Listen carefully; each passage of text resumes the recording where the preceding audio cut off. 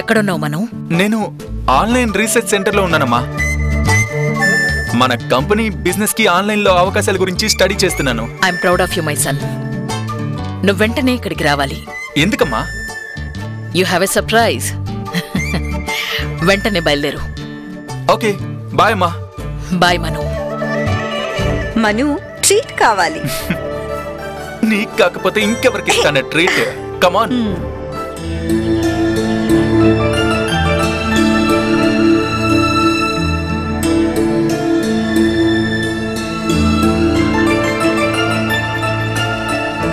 Hello, మీరు ఇక్కడికి రావడం సూపర్వైజర్ చూడలేదా? చూస్తే ఏంటి, నా ఉద్యోగం పోతుంది. నేను మా నాన్న పస్తులుంటాం. మరి నువ్వే మమ్మల్ని పోషించాల్సి వస్తుంది. నువ్వు ఇలాంటి తీయటి కళలు కంటానంటే నాకేం అభ్యంతరం లేదు. కానీ నిన్ను మీ నాన్నని పోషించాలంటే ఎంఏ అది తర్వాత. ఫైనల్ ఎగ్జామ్స్ కి ఇంకా 2 వారాలే ఉన్నాయి కదా. అది పూర్తయితే నాకు ఉద్యోగం ఇస్తామని ముఖ్యమంత్రి గాని ప్రధానమంత్రి గాని చెప్పలేదుగా. వాళ్ళ పిల్లలు, అల్లుళ్ళు, బంధువులు వాళ్ళందరి సంగతి చూశాక ఇంకా వేకెన్సీ ఉంటే నోటిఫికేషన్ వస్తుంది. అది కూడా 2, 3 ఉంటాయి. వాటి కోసం ఎముక ముక్క వెంటపడే కుక్క పిల్లలాగా మనం కూడా ఎగబడాలన్నమాట.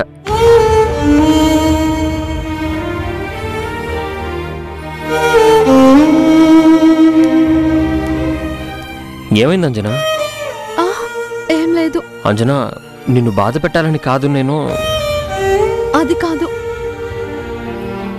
పేదరికానికి 2 అవకాశాలు.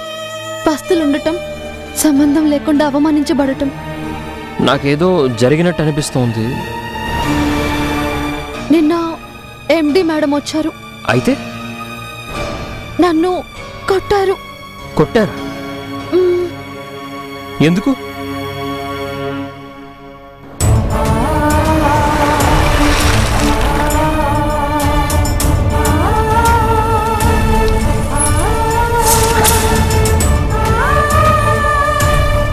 ఆ తర్వాత నేను పరిగెత్తుకుంటూ వెళ్ళాను.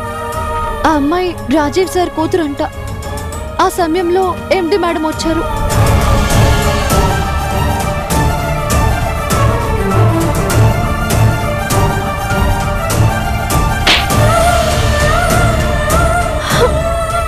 అంజనా, నువ్వు ఎందుకు ఊరుకున్నావు చెప్పు? దెబ్బకి దెబ్బ. అది కరెక్ట్ కాదని అక్కడే వాళ్ళకి చెప్పలేదా? యజమానులంతా ఇంతే, నిరంతరం మనల్ని అణగదొక్కాలనే చూస్తుంటారు. ఒకసారి నేను వెళ్ళి వాళ్ళతో మాట్లాడతాను. వద్దు. నువ్వు చదువు మానేయకపోయింటే IASలో తప్పకుండా పాస్ అయ్యేదాన్ని. నేను ఎన్నో కలలు కన్నాను. నువ్వు చదువు మానేయడం పొరపాటు. చదువుకోవడం కన్నా ముఖ్యం మా నాన్నకి మందులు, ఆహారం కదా. నాకొక ఆశ ఉంది. నా కోసం చేస్తావా? చెప్పు. నీకు ఉద్యోగం దొరికాక నన్ను చదివిస్తావా? అదొక్కటి చాలు. ఇంకా నేనేది కోరను. అంజనా,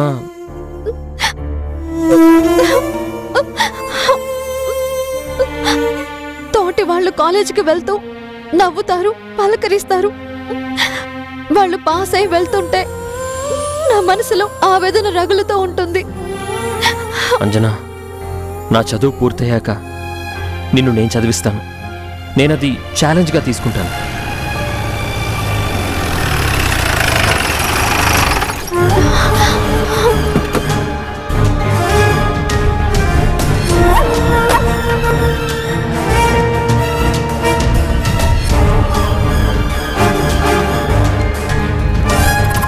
బాగుంది. పనిచేయడం మానేసి లవర్ని కలవడానికి వచ్చావా? మీరు ప్రేమించుకోవడానికి కంపెనీ జీతం ఇవ్వట్లేదు. వస్తాను.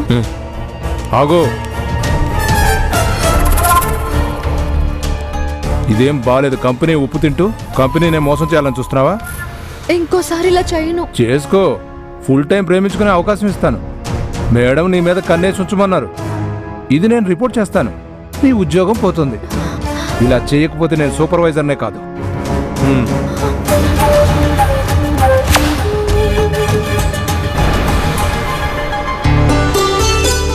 Wow, such a beautiful place.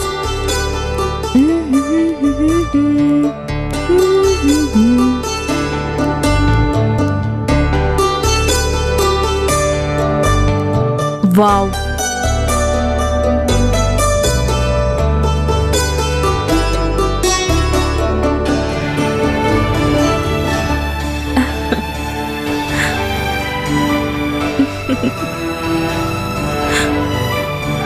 ఇక్కడ ఒక రిసార్ట్ కట్టుకొని హాయిగా బ్రతకాలి. ఎంత బాగుంటుందో.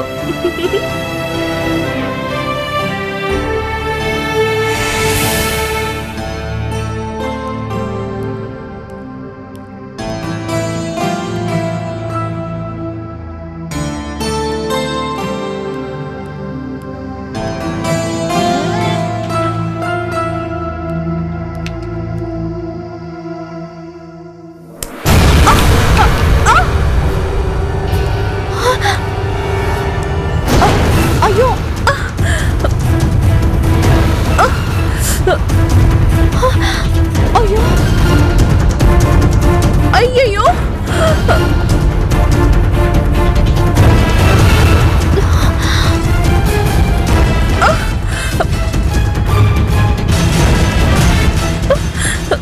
నువ్వే రాయి విసిరావు కదా? అయ్యో నేనా? ఉండు, నేను ఆంటీకి కంప్లైంట్ చేస్తాను. నీ చేత సారీ చెప్పించుకున్నందుకు ప్రతీకారమా? నన్ను చంపాలని చూసావు కదా? మేడం నేను కాదు. నువ్వే. నేను నా కళ్ళారా చూశాను. అయ్యో ఆ అబ్బాయి. అబద్ధం ఆడుతున్నావా రాస్కల్? అయ్యో రక్తం కూడా వస్తుంది. ముట్టుకోకు. పచ్చి ఆకు పసరు వేస్తే వెంటనే ఆగిపోతుంది.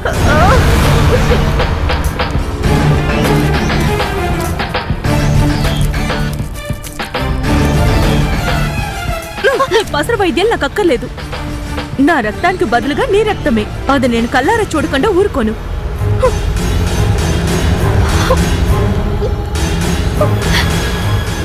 ఎందుకు భగవంతుడా ఇంత బాధ పెడుతున్నావు?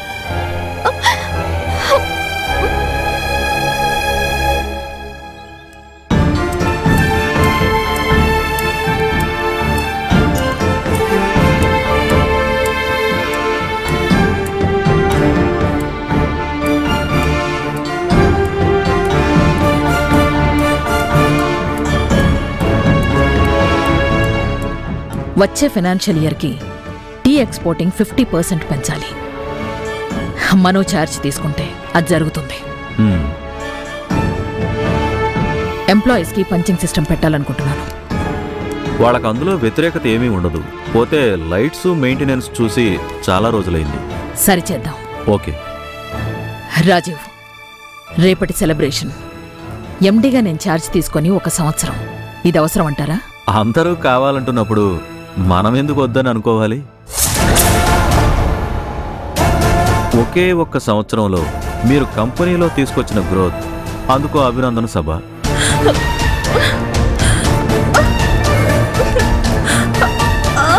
అలా డాడీ, ఏమైంది సోనా? అరే ఏం జరిగిందో చెప్పమ్మా. అదే ఆ అంజనా, ఆ అలగా కూలి పిల్ల అంజనా, అది నన్ను రాయితో కొట్టింది డాడీ. ఇదిగో చూడు.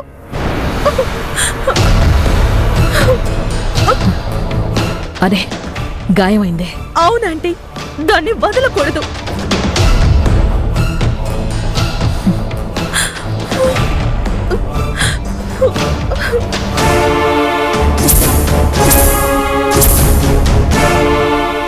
ఆఫీస్ వదిలేద్దాం. అలా వదిలేయకూడదు. అంజన అనబడే ఆడకూలి వెంటనే నా బంగ్లాకి రావాలి.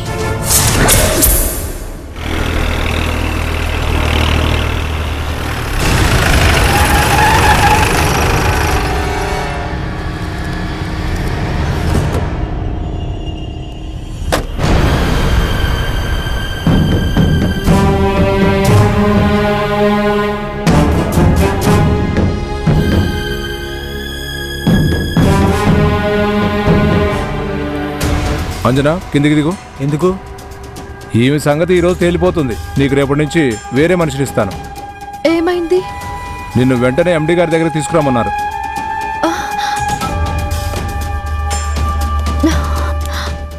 ఎందుకు? ఎందుకో చెప్తారా? నిన్ను పనిలో నుంచి తీసేయడమే కాదు, ఇంకో విషయం కూడా ఉంది. నువ్వు రాజీవ్ సార్ కూతురు మీద రాయి విసిరావా? నేను విసరలేదు సార్. అంజనా అలా చేయదు. మాట్లాడడానికి టైం లేదు, ముందు నువ్వు జీపెక్కు. భాస్కర్ మావయ్య, నేను భయపడకు, వెళ్ళమ్మా.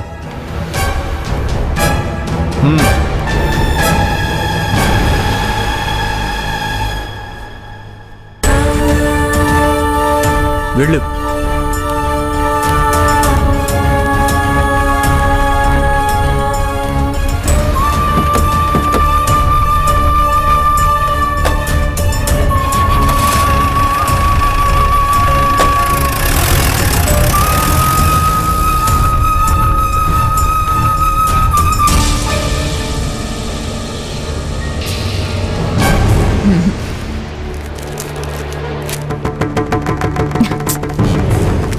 స్టాక్ డీటెయిల్స్ ఏవి కరెక్ట్గా లేవు. ఇదెవరు ప్రిపేర్ చేశారు? మన కొత్త అసిస్టెంట్ మేనేజర్ మేడం, అనీష్.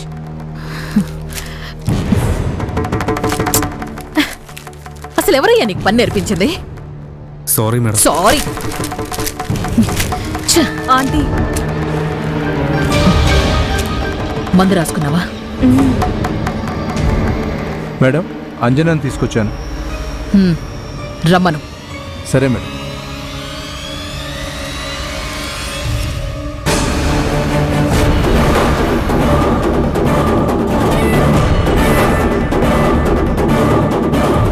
దానికి గట్టి పనిష్మెంట్ ఇవ్వాలంటీ.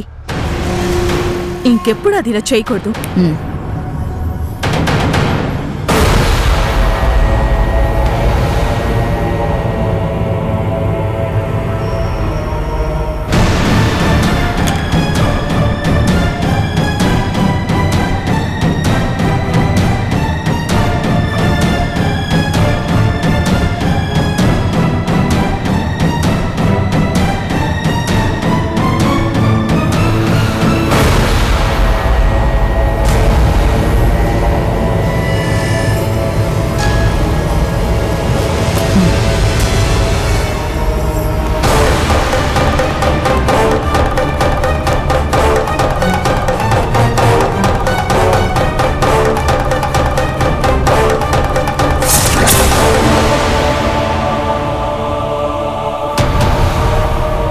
నీ అహంకారం ఇంకా తగ్గలేదు కదా?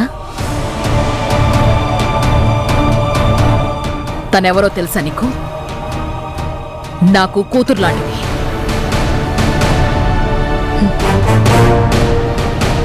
గొప్ప వాళ్ళకి మర్యాద ఇవ్వడం నేర్చుకో.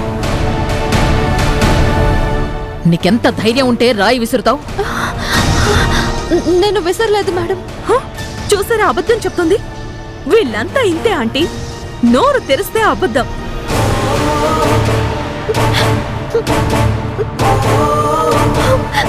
చేసింది తప్పు మళ్ళీ ఏడుస్తున్నావా?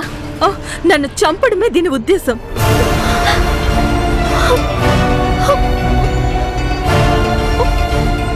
మల్లిక ఎవరో తెలుసా నీకు? చంపి పాతరేసినా అడగడానికి ఎవ్వడూ రాడు. నీకిదే లాస్ట్ వార్నింగ్.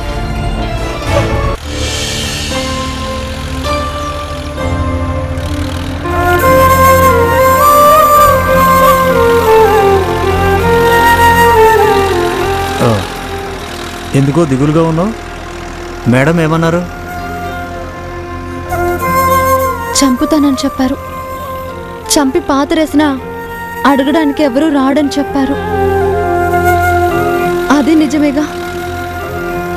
మన జీవితాలకి అంతే విలువ. చంపినా ఎవరూ అడగరు, డబ్బుతో అన్ని పోటు చేస్తారు. భాస్కర్ మావయ్య, నిజంగా నేను రాజీవ్ సార్ కూతురు మీద రాయి విసరలేదు. నాకు తెలుసమ్మా, నువ్వు అలా చెయ్యవు. నీ మనసులో అలాంటి ఆలోచన కూడా రాదు. ఆ అమ్మాయి నా మీద కావాలనే బురద చల్లింది. ఎంతైనా అవసరం మందే కదమ్మా. అన్నీ భరించడం నేర్చుకోవాలి. నువ్వు ఈ పనులు చేయాల్సిందానివి కాదు. ఏ పనిలో అయినా ఒక గౌరవం ఉంటుంది కదా, కానీ మనకెందుకు దక్కదు? జీతం కోసం జీవితాలను బలిపెట్టుకుంటున్న మనకి ఎక్కడదమ్మా గౌరవం?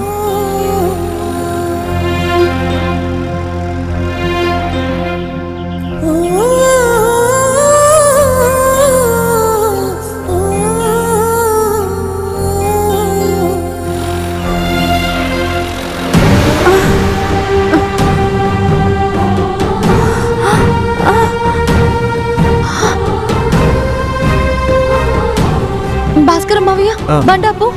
ఏమైందమ్మా? ఆపు మావయ్య, ఆ, ఆపు.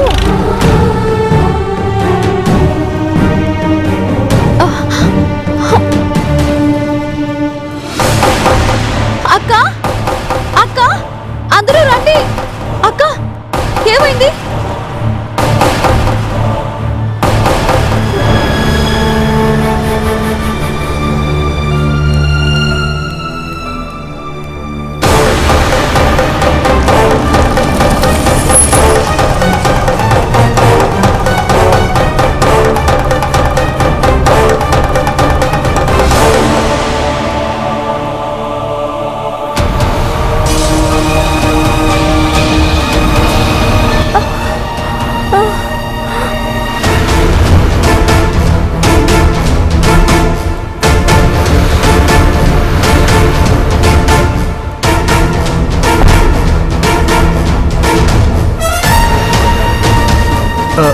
నమస్కారం మేడం. ఆ ట్రాక్టర్ ఎందుకు అక్కడ ఆపావు? అది ఊరికే. ఊరికేనా? ఇది డ్యూటీ టైమే కదా. అవును మేడం. మరెందుకు అక్కడ ఆపినట్టు? అది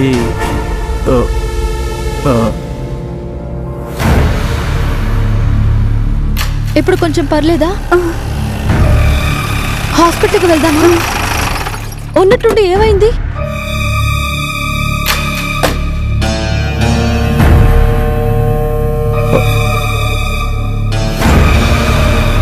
మేడం, మీ అండర్లోనే కదా ఇతను? అవును మేడం. ఈ ట్రాక్టర్కి హెల్పర్ ఎవరు? అంజనా అని, సోనా మేడం మీద రాయేసిన అంజనా. అక్క జాగ్రత్త, మెల్లిగా లేవు. పదక్క, పట్టుకోండి. అంజనా, ఇట్రా. పని మీద శ్రద్ధ లేని వాళ్ళని ఇంకా ఎందుకు పెట్టుకున్నారు?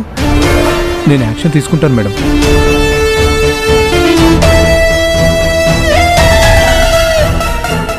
మేడం ఎక్కడికెళ్ళొస్తున్నారు? ఒక అక్క ప్రసవించిందా? ప్రసవం చూడ్డానికి వెళ్ళావా?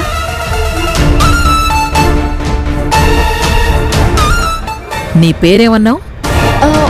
అంజనా. డ్యూటీ టైంలో అక్కడ కథా కాలక్షేపం ఏంటి? మేము వస్తుంటే ఆ అక్క కళ్ళు తిరిగి పడిపోవడం చూశాను. వెంటనే వెళ్ళి నీళ్లు చల్లి మంచినీళ్లు తాగించాను. నువ్వు ఎంబీబీఎస్ఆ లేక ఎఫ్ఆర్సీఎస్ఆ? అయితే ఇంకే మా మల్టీ స్పెషాలిటీ హాస్పిటల్లో ఉద్యోగం చెయ్యి. మేడం, కలిసి పనిచేసే ఒక మనిషి కళ్ళు తిరిగి కింద పడిపోయింది. ఆమెను లేపి కూర్చోబెట్టి తాగడానికి మంచినీళ్ళు ఇచ్చాను. అది అంత పెద్ద అపరాధమా?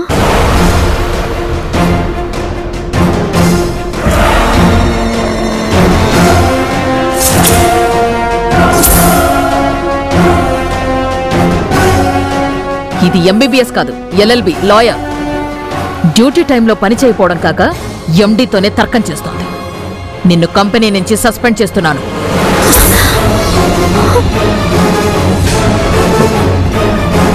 మళ్ళీ నేను చెప్పేంత వరకు సస్పెన్షన్ కంటిన్యూ అవ్వాలి. Okay madam.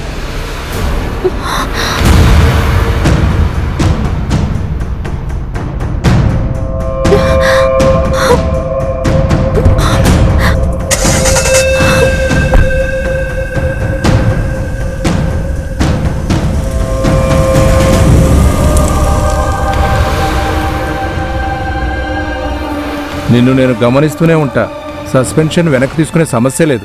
నాకు తెలియకుండా నువ్వు పిచ్చి వేషాలు వేస్తే ఆ తర్వాత ఏం చేస్తాను నాకే తెలియదు. అది చూస్తాను. వస్తే ఆ ట్రాక్టర్ని నీ మెడ మీదకి ఎక్కిస్తాను. అది చూద్దాం. అంజనా, సస్పెన్షనేగా? ఎందుకో నాకు తెలియదు, కానీ నన్ను మా నాన్నని శిక్షించడానికని తెలుసు. పస్తులు పెట్టి చంపుతారని విన్నాం కదా మావయ్య. మీ పనికి ఆలస్యం అవుతోంది, మీరు వెళ్ళండి.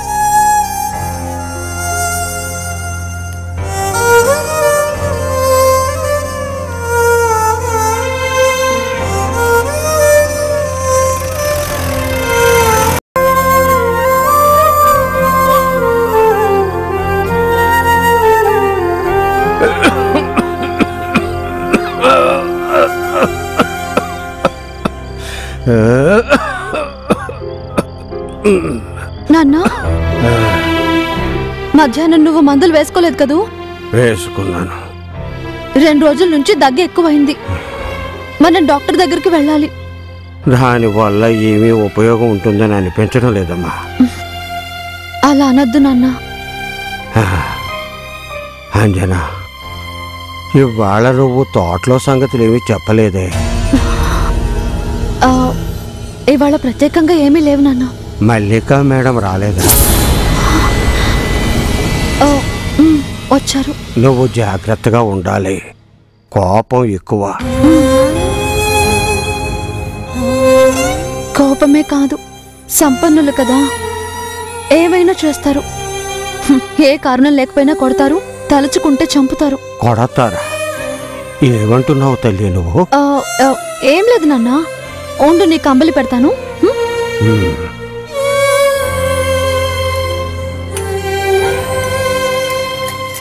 తాగు నాన్న.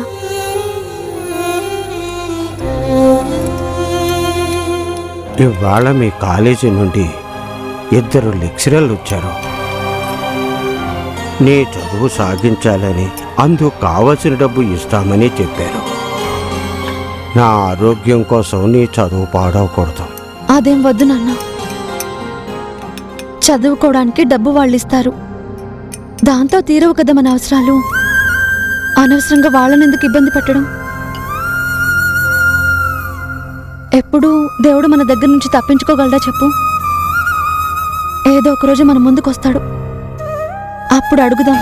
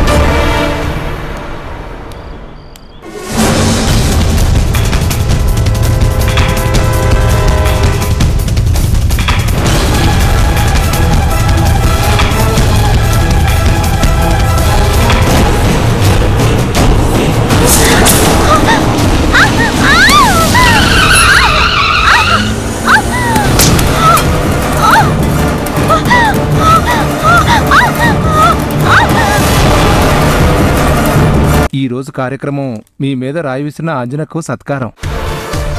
అదే గనక జరిగితే మీరు ప్రాణాలతో ఉండగలరా?